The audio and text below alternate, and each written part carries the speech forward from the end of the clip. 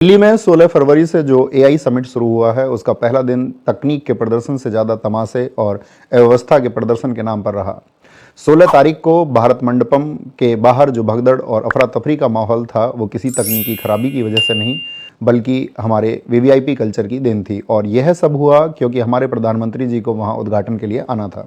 सुरक्षा का ऐसा हवा बनाया गया कि जिस हॉल में हजारों लोग इस समिट को अटेंड करने के लिए अपने प्रोजेक्ट्स को दिखाने के लिए इकट्ठा हुए थे, उस पूरे हॉल को खाली करवा दिया गया। सोचिए, नए भारत के वो युवा टेक एंटरप्रेन्योर जिन्होंने अपनी गाढ़ी कमाई लगाकर लाखों रुपए के स्टॉल खरीदे थे ताकि दुनिया को अपना हुनर दिखा सकें, उन्हें वहां से चलता कर दिया गया। बिना यह सोचे कि जिस स्टार्टअप इंडिया का हम ढिंढोरा पीटते हैं उसी की नींव हम अपने हाथों से खोद रहे हैं।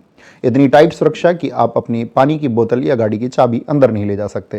यहीं पर एक बहुत बड़ा विरोधाभास दिखाई देता है जो सोचने पर मजबूर कर देता है। इसी समिट में शामिल होने के लिए फ्रांस के राष्ट्रपति इमैनुअल मैक्रों भी भारत आए हुए हैं। वो मुंबई की सड़कों पर आम जनता के बीच बिना किसी तामझाम के जॉगिंग कर रहे हैं। ना कि कोई ट्रैफिक रोका गया, ना सड़कें सूनी करवाई गईं और ना ही जनता को कोई परेशानी हुई। एक विदेशी राष्ट्रपति हमारे देश की सड़कों पर इतना निर्भीक होकर घूम सकता है, इतना सुरक्षित महसूस कर सकता है, लेकिन हमारे अपने देश के प्रधानमंत्री जब अपने ही लोगों के बीच अपनी ही राजधानी में एक कार्यक्रम में आते हैं तो पूरा हॉल खाली करवा दिया जाता है। क्या उन्हें अपने ही देश के लोगों से डर लगता है या फिर उन्हें अपनी ही सरकार की सुरक्षा व्यवस्था पर भरोसा नहीं है? यह कैसा विश्वगुरु बनने का सपना है जहां राजा को अपनी प्रजा के बीच जाने के लिए किलेबंदी करनी पड़ती है। और जब लोगों को हॉल से सिक्योरिटी के नाम पर बाहर निकाला जा रहा था तब जिन लोगों ने अपना स्टॉल लाखों रुपए देकर लगाया था उन्हें भी अपना सामान छोड़कर बाहर जाना पड़ा। उन्हें लगा कि सिक्योरिटी है तो सामान सुरक्षित रहेगा, लेकिन उन्हें नहीं पता था कि सामान चोरी हो जाएगा। बंगलुरु के धनंजय यादव जो नियो सैपियन के फाउंडर हैं, बेचारे अपना एआई वियरेबल डिवाइस दुनिया को दिखाने आए थे। सिक्योरिटी वालों ने कहा, सर पीएम साहब आ रहे हैं, आप बाहर जाइए, सामान की जिम्मेदारी हमारी।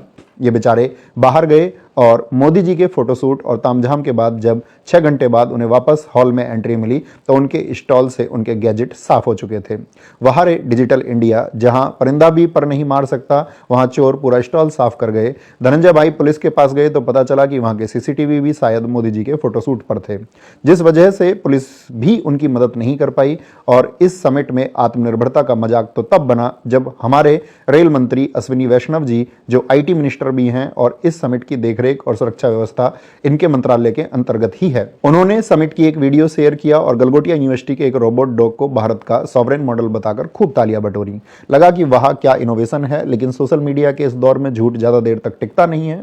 जनता ने तुरंत पकड़ लिया कि जिस रोबोट डॉग को ओरियन बताकर पेश किया जा रहा है वो असल में चीन की कंपनी यूनिट्री का बनाया रोबोट है, जो इंटरनेट पर 2.5 से 3 लाख रुपए का मिलता है। पर यूनिवर्सिटी ने इसे 2.5 करोड़ का बताया और मेड इन चाइना का टैग हटाकर अपना स्टिकर चिपका दिया और हो गया मेक इन इंडिया।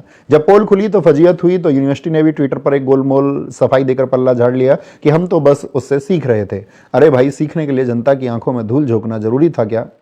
जिस मंच से हम दुनिया को टेक्नोलॉजी सिखाने चले थे वहां चीनी माल को अपना बताकर हमने अपनी ही साख पर बट्टा लगा दिया। व्यवस्था का हाल तो यह है कि डिजिटल इंडिया के इस सबसे बड़े इवेंट में इंटरनेट ही गायब था, डेमो फेल हो रहे थे और खाने पीने की चीजों को खरीदने के लिए कैश मांगा जा रहा था। जिस मंत्री जी के कंधों पर इस आयोजन की जिम्मेदारी थी वो शायद रील बनाने में इतने व्यस्त थे कि उन्हें यह दिखाई ही नहीं दिया कि बाहर हजारों डेलीगेट्स और छात्र धूप में घंटों से लाइन में खड़े थे। मिस मैनेजमेंट का आलम यह था कि रजिस्ट्रेशन होने के बावजूद लोगों को घंटों तक अंदर घुसने के लिए जद्दोजहद करनी पड़ी। कुल मिलाकर यह समिट आर्टिफिशियल इंटेलिजेंस का कम और रियल इनकन्वीनियंस यानी कि अव्यवस्था का ज्यादा बन गया। जहां विदेशी मेहमान सादगी से सड़कों पर दिल जीत रहे हैं, वहीं हम अपनी ही जनता को अपनी झूठी शान और वीवीआईपी प्रोटोकॉल के नीचे कुचल रहे हैं। वैसे इस बारे में आप क्या सोचते हैं, यह जरूर बताएं। जय हिंद, जय भारत।